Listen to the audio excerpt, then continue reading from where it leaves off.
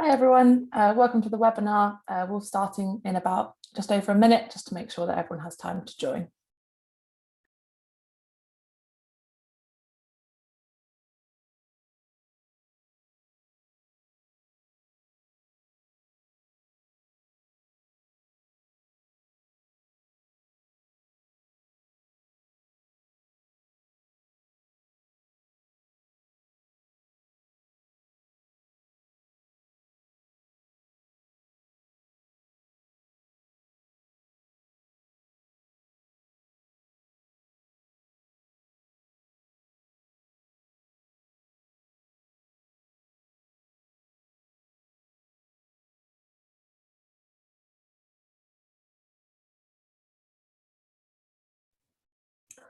Great, so we've had people join, so we'll start. So hello and welcome to the Labstep Way Part 3, our third webinar of this Labstepping Stones series, which is held monthly. My name's Eloise Attfield. I'm the Customer Success Manager here at Labstep. I work with our commercial clients to onboard and train users and make sure they're using Labstep to best support their processes. And I've also got my colleague Jenny here too, who's our Head of Operations and Analytics here too. So to start with a bit of housekeeping, cameras and mics have been disabled and only the chat function works. You can use the chat at any time to ask questions and Jenny will be there to answer them. And we'll have a Q&A at the end. Please be mindful and respectful of others in the chat. And while I present, you're more than welcome to try on your own account simultaneously or just take a few notes. We'll also send the recording of this webinar within the next few days and it will be available on demand. So don't worry if you can't stay throughout the whole webinar. And if you have any unanswered questions, we're always here to support you at info@labstep.com. So today, I'm going to walk you through the last parts of this inventory section. We're going to cover exporting items from your inventory into Excel, stock check, our device client, which helps automate file uploads, track lineage, so tracking that parent-child relationships of your inventory, and how this all pulls together to provide a complete and connected data set. I'll do a full example of how you can tie data gathered with a specific piece of inventory and the device used to see the lineage of that inventory and the data attached at the end. And we think this is a great part of Labstep, that you can see that connected journey together.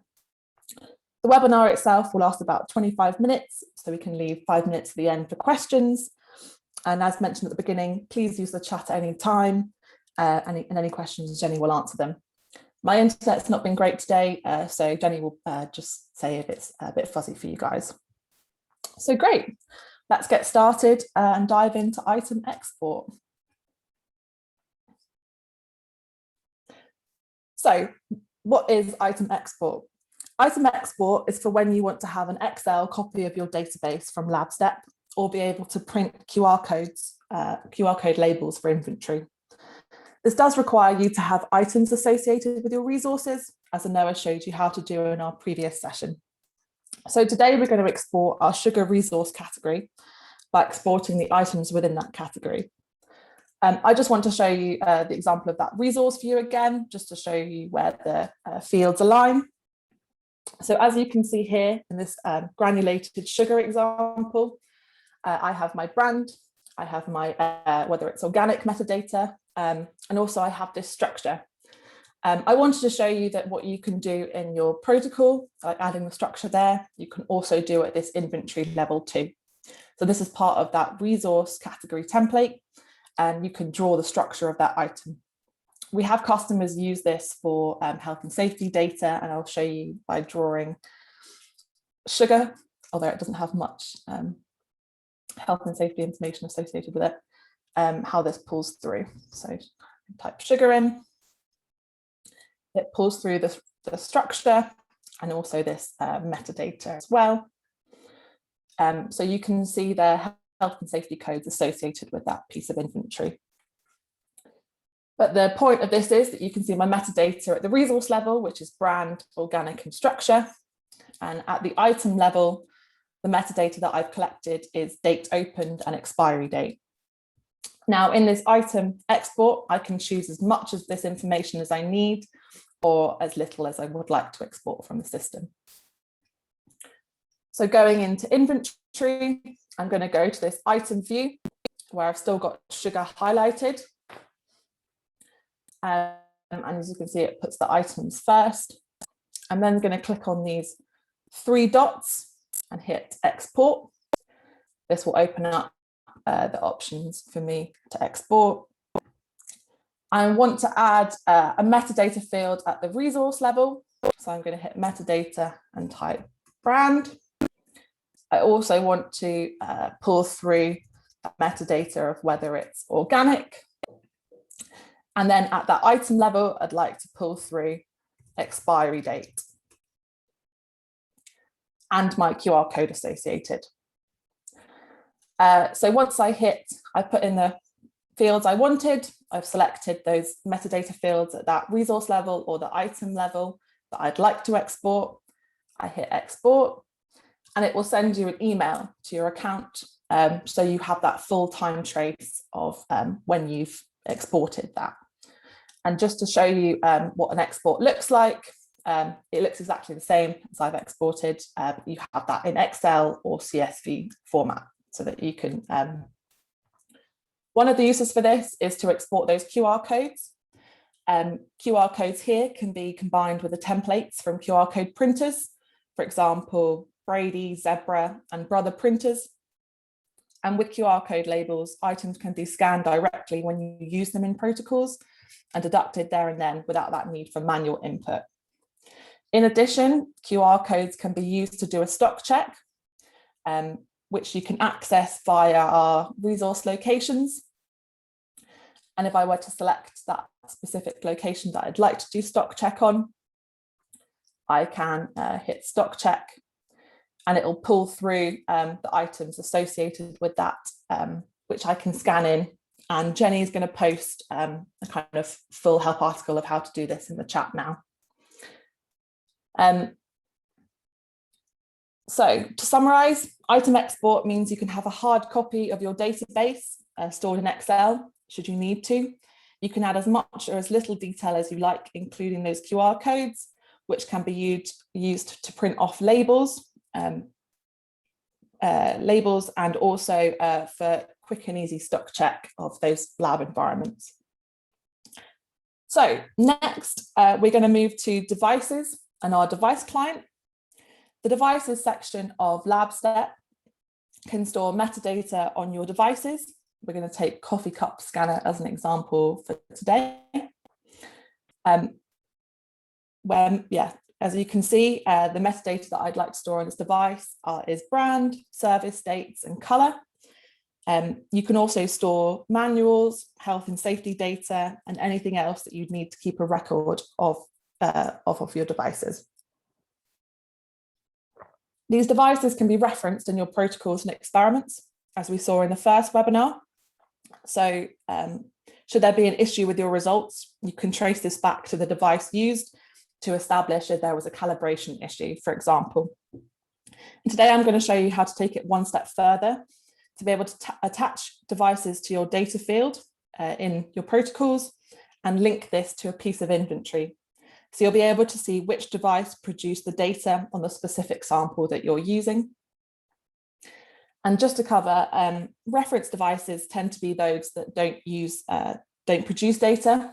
So in protocols, you can just / and reference them. The devices that produce data can be set up with our device client, and which can help this automated data upload. Jenny's going to post a kind of complete guide of how to set this up in the background, but you are able to download our devices client, which sits on your computer. And I'm going to show you how to set it up today. The device client can watch folders on your desktop or shared drives and upload this information to Labstep in the background as soon as it is available. To save you from manually having to search for the files, we found customers use this to replace the need for moving files around on USB sticks or emailing them to themselves from a lab computer. you can simply download it on that lab computer and have it and log into Labstep there and directly upload the files. So once it's downloaded, you'll see this screen on the right-hand side. And today we're going to connect up this coffee cup scanner to our device client.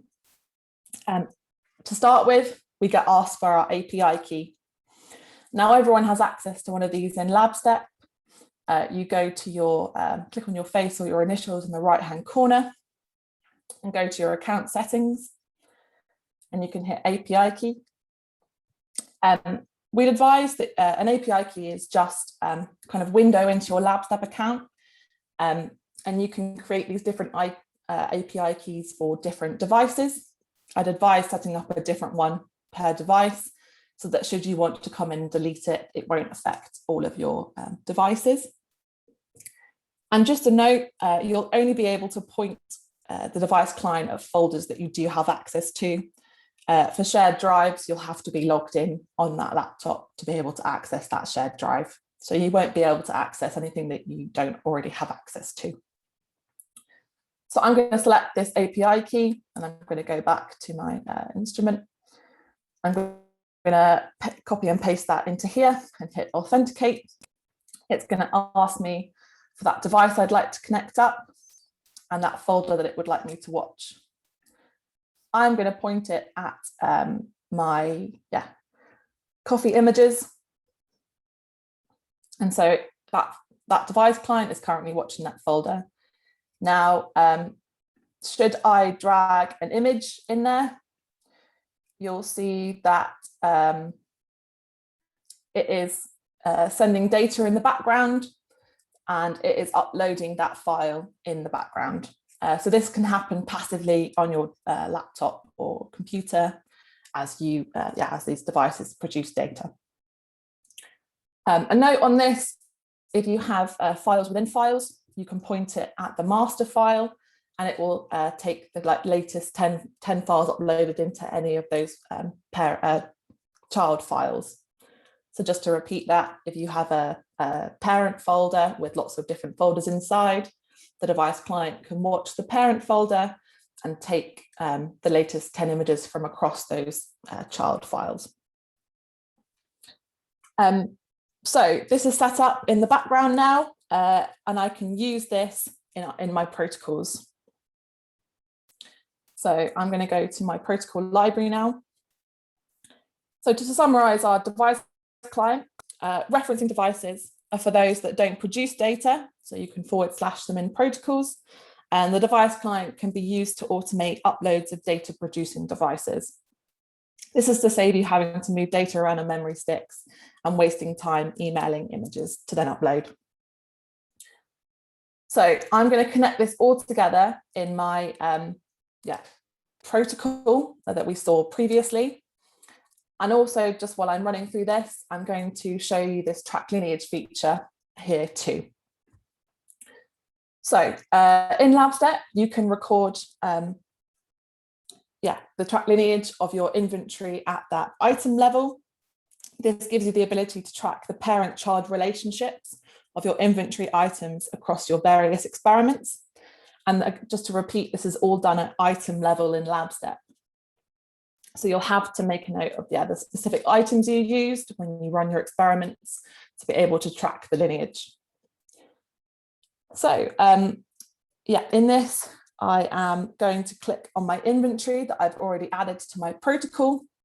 And I'm going to, in here, select input, and I'm going to hit that track lineage button. The same with my coffee beans. I'm just going to make sure that this is selected on, and the same with sugar, which is going to be on too. So now I've put my input in there. I would like to record my output material. That is the one that I had created. So I'm going to / inventory. I'm going to select output. I'm going to click track lineage. I'm going to specify that it is a coffee sample that I've created, and that it's going to go into simple Actually, we'll see. I think it's coffee sample library here. And I'm going to create a coffee sample as a resource. Great. And I'm going to specify the amount I've made, which is going to be 200 ml. And as you can see now that I've got my input, and my output here too. And this is where I can show you how you can link that the device client with your output sample. So I'm going to call this my coffee image. It's my output. I'm going to link it to my coffee sample that I've created, and also select the device, so this coffee cup scanner. So this then automates, rather than having to search for that file, when I execute my experiment, it should pull in that latest file that I've that's been uploaded to that folder that the device client has pointed out. So now I have this all set up. I'm going to go and execute this in an experiment. So I'm going to go to my experiments. I'm going to open up from template that we saw last week. I hit make a cup of coffee experiment. Change the title and hit edit. I'm going to add my protocol. So making a cup of coffee. And now I'm ready to execute in the lab, whether that's at my bench or yeah, in hindsight, when I'm uploading that later on at my desk. Pull this across. And when I'm ready to actually, I'm going to go back and add a different protocol.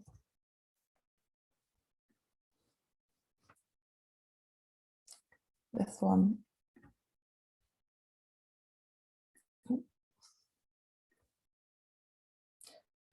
This is the one I was intending to use. So at this point, now I'm actually in the lab, I can enter that specific item that I've used to be able to track that lineage. So I'm going to use carton number 2, and it's all available. I'm going to deduct the amount used there, and you'll get the little green tick. And in here, coffee beans, I'm going to select that specific item, batch number 1. And there's available here too, deduct the amount. Sugar as well. I can specify that yeah, specific item of sugar. We'll go back. And now I'm going to select my coffee sample as well. Specify the item. And as it's created a new resource, it's going to be a new item there too. And I can specify the location and the amount remaining will update as I've created it too. So I've yeah, inputted all of the things that I'd like to record. Yeah, my input variables, so the milk and coffee beans, and my output of that too. I'd now like to fetch the latest image from that device client. The device client is picked up, so it should pull through my coffee image that I uploaded in the background. And if that's not the right, if there are a couple of files that were uploaded after this or before this that you'd like to choose from, you can just hit this little device icon and it will show you the latest 10 files. So that just automated that whole process of having to go in and manually go through the folders and select the image that I'd like, or even having to upload from my own desktop. This traces where the image has come from and at what time, etc. So where I'd like to show you now, I'd like to go back to, yeah, I'll start my protocol. Tick off my steps. So I've now added all of that information. and I'm going to mark it as complete. And this will take me back to my experiment screen. I'm then going to go into my inventory and show you the effect of tying all of this information together. So we've got our, I'm going to go into our output, and I'm going to click into this item that I have created. And then here I can see that these two items are the parents of the sample that I have created.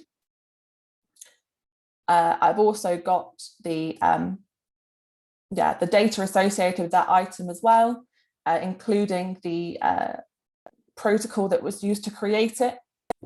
So I've tied all this information in together. Because I've made it in a protocol, I can also see the origin here, and if I click on it, it will show me the version, the time it was created, who created it, and you can see all of that information from one screen here.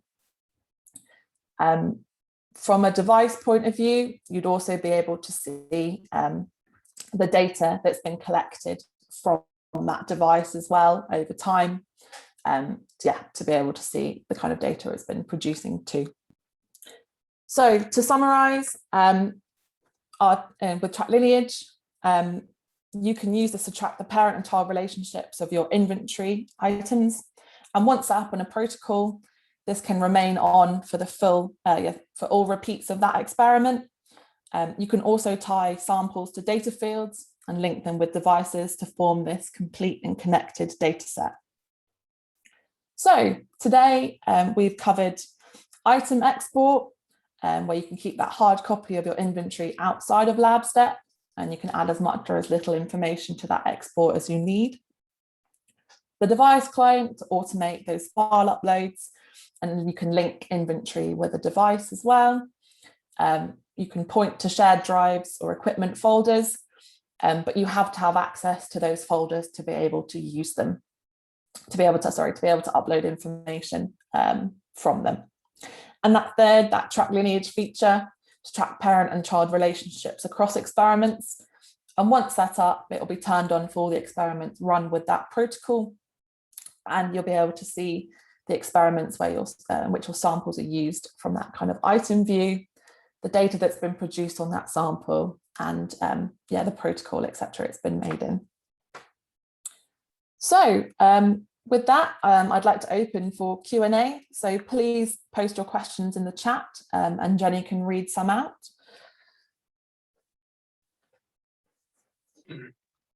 Thank you, Eloise. I guess I can start off with the first question. Can track lineage be set by default? It's a good question. We've had a lot of feedback from customers, and this is something that we're considering for our roadmap. But right now, you'll have to turn it on with the protocols that you do. But in the future, we'll be looking to maybe be able to make sort of certain resource categories, for example, your sample library set to track lineage by default when you use them in experiments. Perfect, thank you. And I think we'll give a few more seconds if anyone has any more questions. If not, we will move on to the second part or the last part to wrap things up. And feel free to also reach out to us directly if you have any questions after the webinar series. I guess, Eloise, do you want to jump forward to the next part? Yeah. Thanks for joining us today. I hope you found something useful in here. So what now? Have a go and try this out for yourself. If you'd like to speak to us further, please contact us at info@labstep.com, and the webinar will be available on demand and in our help centre soon, so you can watch it again if you need to. And yeah, we hope to see you soon at the next Labstep webinar, which will cover what's new in 2022, so all our new features and some of the roadmap things that we can show you for the next 6 to 9 months of Labstep development. And we'll have our product manager join us on that one, so it should be very exciting. But yeah, great. Thank you very much for joining, and I hope to see you at the next one.